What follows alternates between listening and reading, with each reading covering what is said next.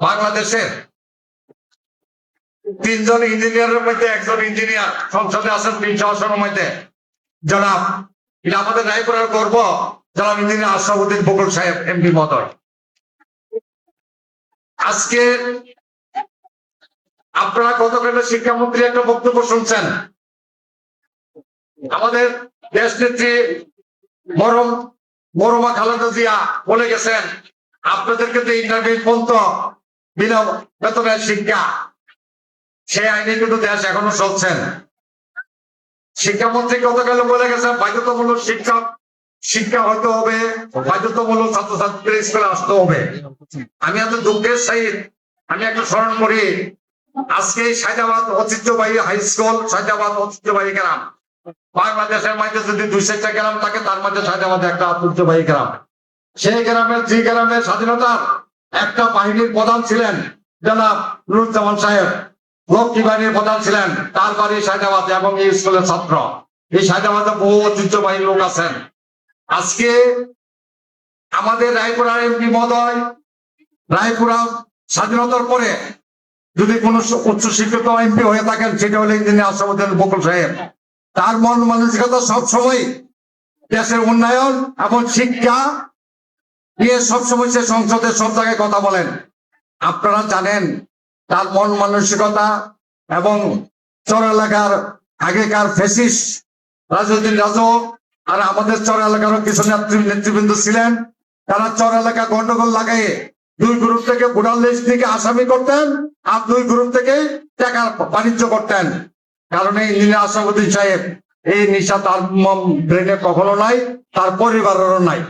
কারণেই একটা ভালো মানুষ আমরা রায়পুরার জনগণ ভোট দিয়ে এমপি বানাইছেন, ভালো এলাকার কাজ হবে।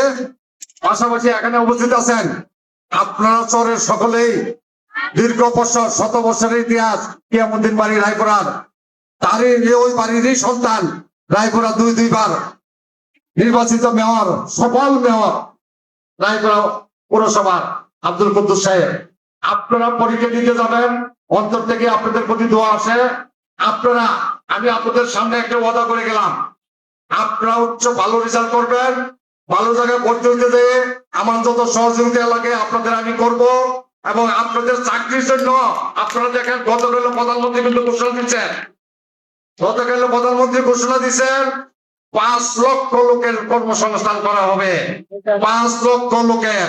আপনারা মাথায় রাখবেন, ভালো রেজাল্ট করবেন, উচ্চশিক্ষিত হবেন, আপনারা চাকরি করবেন, আপনারা সচিব হবেন, আমাদের মতন নেতা হবেন, আপনারা দেশের উপকার করবেন, এই প্রত্যাশা আপনাদের কাছে রাখি। আমিও আপনাদের মতন এই স্কুলে একজন ছাত্র ছিলাম।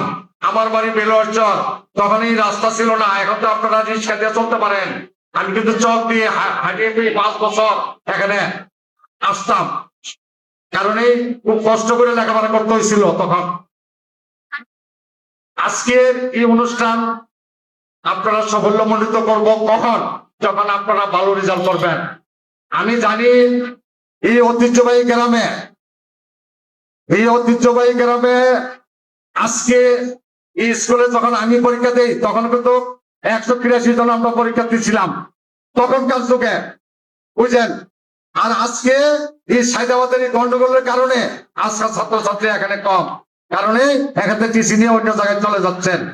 আমি চাই মনে প্রাণে এই মাদক এবং এই অস্ত্র এবং এই ঝগড়া বন্ধ করার জন্য আপনারাও আপনাদের ভাই বোন মা বাপদের বোঝাবেন যে ঝগড়া করা যাবে না, তোমরা সৎ পথে চলো, ভালো জায়গায় ভালো পথে চলো।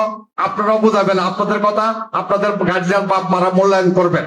কারণে আমি চেষ্টা করব অচিরেই এটা যাতে আমরা একটা মীমাংসা যাইতে পারি। আমাদের এমপি মহোদয়কে সাথে নিয়ে আলোচনা করে একটা মীমাংসায় যাব। অচিরেই এমপি কখনোই কোনো ঝগড়া, কোনো মাদক, কোনো অস্ত্রবাজ কাউকে প্রশ্রয় দেয় না, প্রশ্রয় দিব না, তার এটা তার ওয়াদা। কারণেই আপনারা ভালো মানুষ নেতৃত্বের এবার আসছেন, ভালো কাজ হবে, এটাই প্রত্যাশা সকলের।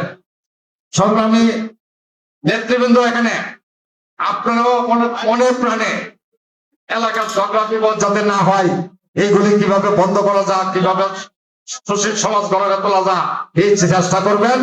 আর ছাত্রছাত্রীরা পরীক্ষা দিয়ে যারা আগামীতেও দিবেন তারা ভালো করে লেখাপড়া করবেন। শিক্ষা কিন্তু বাধ্যতামূলক করবে আমাদের এই সরকার। আমাদের প্রধানমন্ত্রী তারেক জিয়া, আপনারা জানেন 17 বছর দেশের বাইরে থেকে অনেক কিছু শিখে নিয়ে দেশে আসছেন। দীর্ঘ দেড় মাস কিন্তু হয়নি সরকার গঠন করছে। আপনারা দেখছেন যেসব কাজকর্ম হাতে নিয়েছেন, স্বচ্ছতার সহিত সবকিছু কিন্তু করে যাচ্ছেন।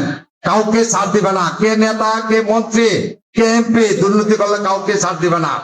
কারণে প্রত্যেকের পিছনে কিন্তু গোয়েন্দা সংস্থা লাগাইছেন। সেই রিপোর্ট আমাদের প্রধানমন্ত্রী তারেক জিয়া সবার কাছে যায়।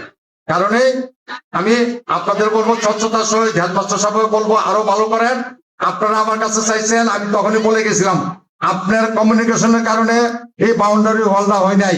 আপনার যদি কমিউনিকেশনটা আমার সাথে টাইম টু টাইম করতেন, দিনে বাউন্ডারি ওয়ালের কাজ হয়ে যেত।